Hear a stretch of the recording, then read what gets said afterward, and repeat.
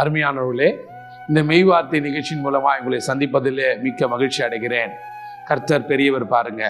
இன்றைய தினத்திலும் உங்களோடு கூட நாங்கள் தேவ வசனத்தை தியானிக்கும்படியாய் கர்த்தர் இந்த நேரத்தை ஒதுக்கி ஆசீர்வதித்து தந்தபடியால் நன்றியோடு துதிக்கிறேன். இன்றைய மெய்வார்த்தை நாம் பார்ப்போம். பிலிப்பியர் 4:13 கர்த்தர் நமக்கு இப்படியான ஒரு வழிவாசலை தருகிறார். என்னை பலப்படுத்துகிற கிறிஸ்துவினாலே எல்லாவற்றையும் செய்ய எனக்கு பலன் உண்டு என்று அந்த வசனம் நமக்கு நம்பிக்கை தருகிறது. நம்மை பலப்படுத்துகிறவர்.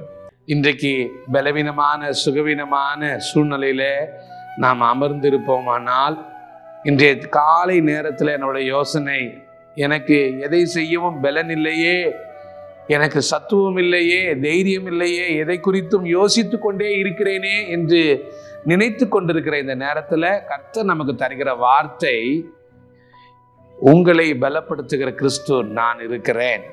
நான் உங்களை பலப்படுத்தி திடப்படுத்தி மேன்மைப்படுத்தி உங்களை வழி நடத்துவேன். உங்களால் எல்லாவற்றையும், அதாவது உங்கள் மன விருப்பத்தின் எல்லாவற்றையும் கர்த்தர் செய்ய நான் உங்களுக்கு துணை புரிகிறேன் என்கிற வார்த்தையை நமக்கு நம்பிக்கையின் வார்த்தையாக தருகிறார். தனிமையின் பாதையில, நோய் படுக்கையில, இல்லை வேலைக்கு எதிர்பார்த்திருக்கிற நேரத்தில் எனக்கு பலன் இல்லையே, நான் யாரை கொண்டு இந்த காரியத்தை செய்து முடிப்பேன், எனக்கு மனிதர்களுடைய உதவி கிடைப்பது அரிதாய் இருக்கிறதே என்று யோசிக்கிற இந்த நேரத்தில் உங்களை பார்த்து தான், அருமையான சகோதர சகோதரிகளே, தாய்மார்களே, உங்களை பார்த்து கர்த்தர் சொல்லுகிறார், உங்களை பலப்படுத்துகிற கிறிஸ்துவினாலே எல்லாவற்றையும் செய்ய உங்களுக்கு பலன் வந்து கிடைக்கும். நீங்கள் அந்த பலத்தை உணருவீர்கள். எப்பொழுது நாம் இயேசு கிறிஸ்துவை நோக்கி விண்ணப்பம் செய்யும் போது அவர் நமக்காய் இறங்கி வந்த தெய்வமாய் இருக்கிறார். நம்முடைய காரியங்களை அவர் அறிந்தவராய் இருக்கிறார். மனிதர்களிடத்தில் உங்கள் கவலைகளை கொண்டு சென்று சேர்ப்பீர்களானால் அதை ஒரு கதையை போல கேட்டு முடித்து கடந்து சென்று விடுவார்கள். ஏனென்றால் இன்றைய அவசர காலகட்டத்தில் அநேக காரியங்களை குறித்து மற்றவர்களும் பிஸியாகவே இருக்கிறாங்க பாருங்க.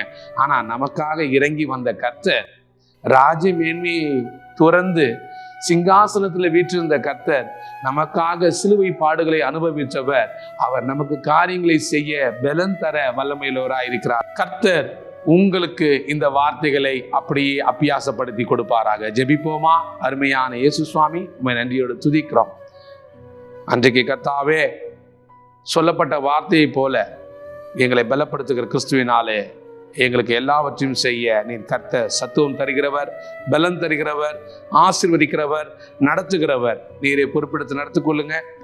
இந்த தினத்தில் இந்த பிள்ளைகளை எந்த காரியங்களை குறித்து யோசித்துக் கொண்டிருக்கிறார்களோ அவைகளுக்கு கர்த்தர் விடை அளிப்பீராக. ஆமேன். அருமையானவர்களே, இந்த நிகழ்ச்சியின் மூலமாய் உங்களை மீண்டும் சந்தித்ததிலே மிக்க மகிழ்ச்சி அடைகிறேன்.